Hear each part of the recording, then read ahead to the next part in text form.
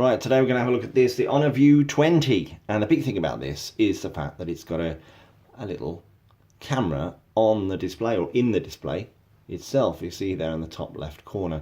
Now, this works no matter what app you're using. So here on the home screen, it wraps around there. We're in a browser, it wraps around there. You can adjust the resolution on this as well.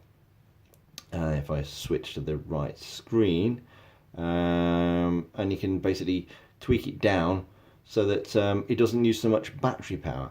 So if you go into display, which is what I was struggling to find there, it's actually in smart mode at the minute. So you can go from 2310 by 1080, which is the full HD resolution set at the minute, down to HD plus, which is 1540 by 720. So you can change depending on what you fancy there. I've left it on smart resolution. And the camera works very well. It's a 25 megapixel camera, and because there's no notch, you notice here there's absolutely no notch, not even a little dewdrop notch, can't say that. It helps to achieve a 92% screen to body ratio, which is really good. So the camera is slightly more noticeable because of my screen protector, but still, it's when you're using the phone, it really doesn't get in the way. I thought it would, but it doesn't. So that's 25 megapixel, but it pushes the sensors. There's no sensors on the front here, you'll notice that. So if you have a look at the top, and it's kind of hard to show it on here, but you can see the earpiece there, just in that small grill in the center. I'll try and bring it as close as I dare on this camera. Now, so it does mean that the actual earpiece kind of shoots the sound up slightly, so you do have to position your ear slightly higher than you would normally do with a phone. It takes literally seconds to get used to that. You just literally put your ear slightly higher on the phone than you would with a normal handset. What else we've got on the top here are all the sensors which have been pushed off the front of the phone. Kind of hard to see, but you can see there's the sensor there, sensor here, and then you've got the secondary microphone for noise cancellation. We also have, look, a 3.5mm audio port. So very clever. Yeah, so I did have to reposition my ear slightly. The sound was slightly more narrow than I was used to, but the call was crisp and clear. Now on the back, now I'll try and show you the back panel here. Now if you notice as I move it around, I'll try and catch the light here. There's a sort of a V-shaped effect here, which really reflects nicely. We need a bit more light. I'll show this in some photos. We've also got the cameras on the back. This is a 48 megapixel Sony sensor. It's an IMX586 if you want to know, and it's a f1.8. So that's 48 megapixels. It's one of the highest megapixel counts on a smartphone. It's a really good camera. The zoom it goes a lot further than many other phones. And you've got a TOF, a time of flight sensor, which captures the depth of the shot, and you've got an LED flash as well. So that V-shaped reflection, I love that. So you get by the way, you get a case, a see-through case as well, so you can still see this reflection here on the back of the phone. Now, it gleams and changes shade depending on the light, and it looks fantastic. Now, what I should also mention, and a few of you may have spotted already, I see these buttons on the front here. They're slightly, at least in my mind, are slightly off-center. But you can adjust this. You go to the data entry, and you can adjust the bottom panel and then system navigation here. So you've got the 3 key navigation. You can change the settings, and you can alter the keys and whether you want 4 or 3. But it looks slightly off center to me. But that's good because it just means you can put your thumb on the keys slightly easier. It could be my eyes, I don't know, but the phone itself, or this one I have here at least, and I believe this is the UK spec one. This one is actually a pre-release phone, but this is the UK spec. I believe it's got 6 gigabytes of RAM and 128 gigabytes of storage on board. No micro SD cards. If you want more, you're flat out of luck, sadly. There's 2 SIM card slots which slide in here on the side. So you can put a work SIM and maybe a personal SIM in there, and you can switch between the two. Great SIM card management in here, and wireless and settings. I actually put the SIM card in the wrong slot. I put it in number 2. So you can see here that I've got the SIMs, and you can turn it on, which one's the default calling SIM, which one for the data. You can ask each time when you make a call. You can switch between. You can have dual 4G on there. Now it's all powered by a Huawei, because obviously Huawei are the company behind this handset and behind the Honor brand. It's actually got a Huawei Kirin CPU in it, a 980.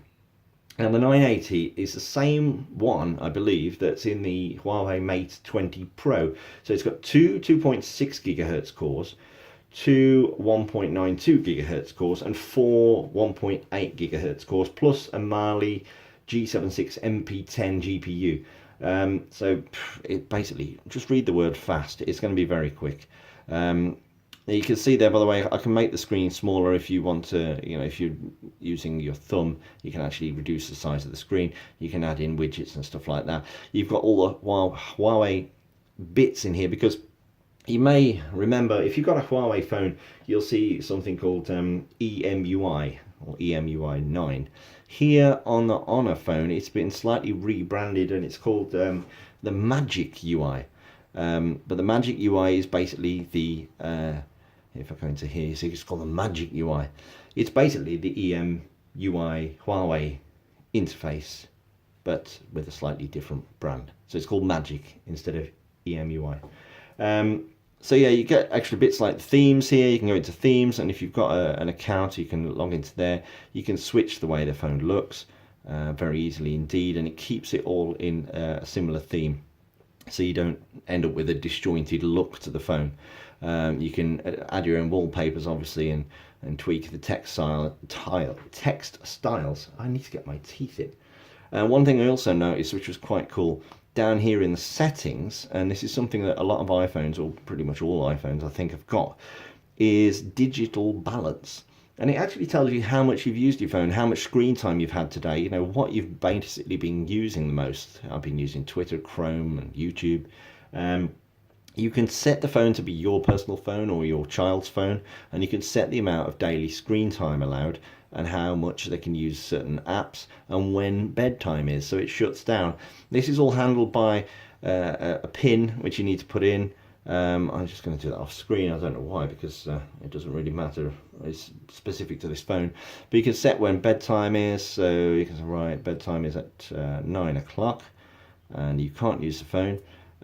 You can block certain apps during sleeping time. You can set the app limits here, so if we go into YouTube, I'll say, right, this can be used at any time, or I'm going to limit it, and I'm going to limit it to maybe just,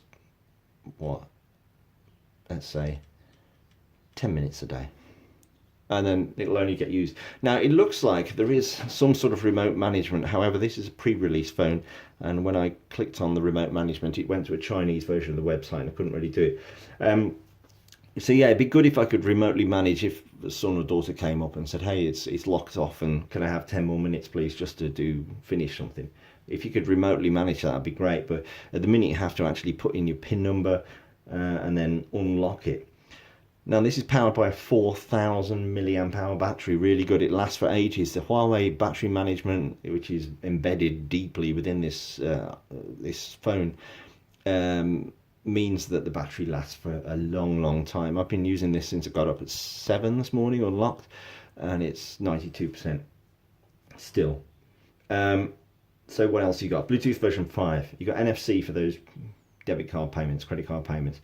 You've got the two SIMs. You've got GPS. You've got a USB-C charge point on the bottom here. You'll be able to see, and the external speaker. There's your microphone for talking, obviously, because it does also act as a telephone, amazingly. The volume and the power buttons here are on the right.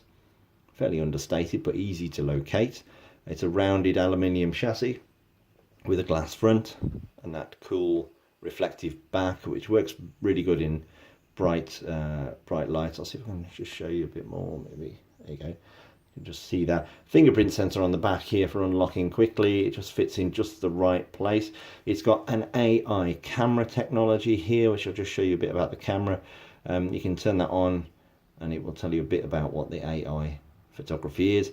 Brings out the color of your photos by adjusting the camera settings based on the subject. So it'll see if you're taking a photo of a flower or a tree, it will know that it's a flower or a tree, and it will adjust the camera to suit. As I mentioned before, because this has got a 48 megapixel camera, you can really zoom in. Look at that, you can see into the material. 10 times zoom on now. So yeah, don't forget you got a 3.5mm audio port. Obviously you can still use your Bluetooth headphones on here. The cameras on the back there, you might have just noticed as I'm tilting it over there, slightly pronounced, and they come sticking out on the back back panel. And it's a great phone. I must admit, I've been using this as my personal phone for a few days. It works very well indeed. The screen, the speed, everything works very well. You can see here I've got all unusual apps on Spotify and SoundCloud and whatnot. The sound is good. The external speakers are good. It's just nice and nippy. Overall, a very good handset. This is going to be, we haven't got the price. I'm recording this unboxing or hands-on video before the actual launch, but I think this, is probably going to be around the £400 mark. And considering the speed of the CPU, the amount of memory you get, the fact you can put 2 SIMs in it, and the fact that it's got 128 gig of storage, very, very good phone, very good handset. Highly recommended from me, and I do like it. So that's the Huawei View20 Pro with its little cool in-screen camera and its 48 megapixel rear camera arrangement. Very nice handset indeed. Do go out and buy one, because to be honest, it's well priced, it's very speedy, and it's good value for money.